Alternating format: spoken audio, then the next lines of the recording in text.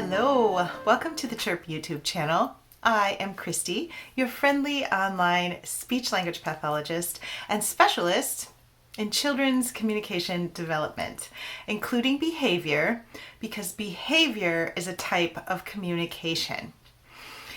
In a series I've been doing, I've been talking about preventing challenging behavior and then dealing with it once it has started. You can find the rest of that series right there. In this quick tip video, I'm going to give you a hint that is related to challenging behavior, because this one word can trigger a tantrum, can trigger a meltdown, sometimes even if there are no other extenuating circumstances. This word is no. Yes, the word no can be a trigger. I would recommend that you remove that word from your vocabulary when dealing with kids who have challenging behavior issues. Now, I am not saying that you should have no boundaries with your children. Of course, there should be boundaries. There should be things that are not allowed, and there should be times when you tell your child that something is not going to happen. The thing I'm saying is that maybe we could think of other ways to say it besides using the word no. Let me just quickly update you on why this word can be so upsetting to so many kids. The reason is partially because it is just cut and dry, and it doesn't offer any hope for the future. Whereas if I say not right now or not today, then this still leaves the future open. It still leaves the child with the idea that at some point she might actually be able to do that thing that she really wants to do.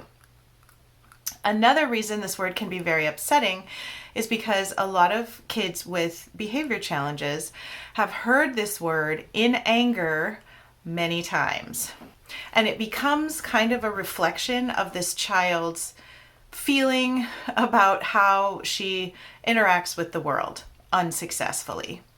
So when a child is at school and the teacher says no, or a dad says no, or a mom says no, or grandma or grandpa or an auntie, whoever it is, that word oftentimes is said with a lot of vigor, with a lot of emotion behind it. And the word itself comes to stand for some kind of criticism, and it can cause kids to be fearful because sometimes this word has been used in anger and perhaps with the desire for retribution from someone else. This is not the case for every child, but most kids have trouble with this word. Once again, I am not telling you to be an overly permissive parent. We all need structure, kids especially, because they don't have internal structure the way that hopefully we as adults do. We have created for ourselves certain structures, which kids have not yet had the time to do or the resources to do. Those are some reasons why the word itself might cause some trouble for kids. What are some other options? What could we do instead? Well, I've mentioned a couple of these things. We could say, not right now, or not today. We could say, maybe later, or that's a great idea, but we don't have time right now. Or, I love that playground too. Let's make a date later in the week. Come up with your own ideas for things that your children regularly ask for. Also, keep in mind that we need to use other phrases rather than no when our children are doing things we wish they wouldn't do. For example, if our child is pulling the dog's tail, instead of saying, no, don't pull the dog's tail, we could say, we use kind hands with the dog. Remember, kind hands. That means we don't pull the tail, we pet. If our child is trying to break a pencil, we say, we have to be careful with our things. Careful hands. We choose to keep our pencils in one piece because then we can use them. We try to tell the child what to do, not just what not to do. And even if we do say, remember, we don't pull the dog's tail, we're not using the word no, we're explaining what the problem is, and then we're offering a better solution. So once again, this is an example of not just staying in the moment saying no, but we're offering a preferred future that the child is more likely to buy into. This also fosters a sense of trust between you and the child.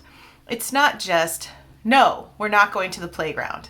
It's, I love that playground too. Let's arrange a time to go there next week or whatever, when school is over sometime in the summer, whatever the case is. Of course, we have to follow through on some of these things because a lot of those things count as promises, and children don't like it and begin to not trust us when we do not keep our promises. But when we interact with children in this way, we are building a relationship. It's not just me as the lawgiver and the child as the peon. This is us in a relationship. The child can tell me what she would like, and I can say, that's not going to work right now, but I hear you, and what you like and what you want is important to me because I care about you. Of course, what the child wants is not my number one priority because I also have a lot of other things to think about as the caregiver and as the adult in the relationship. I'm the one who has more experience with the world. I happen to know that cupcakes for breakfast every single day is not going to fuel this child the way that I want her to be fueled. So we're not going to have cupcakes for breakfast. But maybe on your birthday, we can make a special batch of pink cupcakes. And won't that be fun? This is much better a method of dealing with kids rather than just saying no all the time. And it helps kids to be redirected much easier out of the thing that they thought they wanted. There's something about the word no that causes us to kind of dig in our heels and be even more stubborn than we otherwise would be. And that is something we would like to avoid if at all possible. So it very much helps to avoid the word that causes kids and adults to dig in our heels and become more stubborn. Please take away from this that the word no is the problem, not the concept of no.